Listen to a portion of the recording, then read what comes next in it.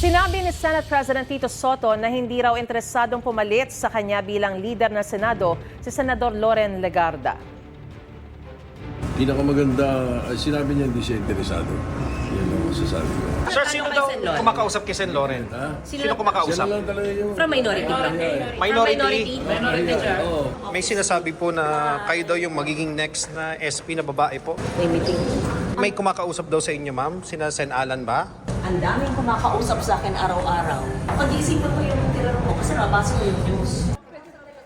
Lumutang ang pangalan ni Legarda bilang isa sa mga posibleng kapalit kasunod ng usap-usapang magkakaroon muli ng regodon sa liderato ng Senado. Pero ayon kay Soto, matatag ang Senate majority. Posible pang araw na madagdagan sila ng isa o dalawa. Tinawag namang malisyoso ni Senate President Pro Tempore Ping Lacson ang pag-uugnay kay Legarda sa umano'y tangkang pagpapalit ng liderato sa Senado.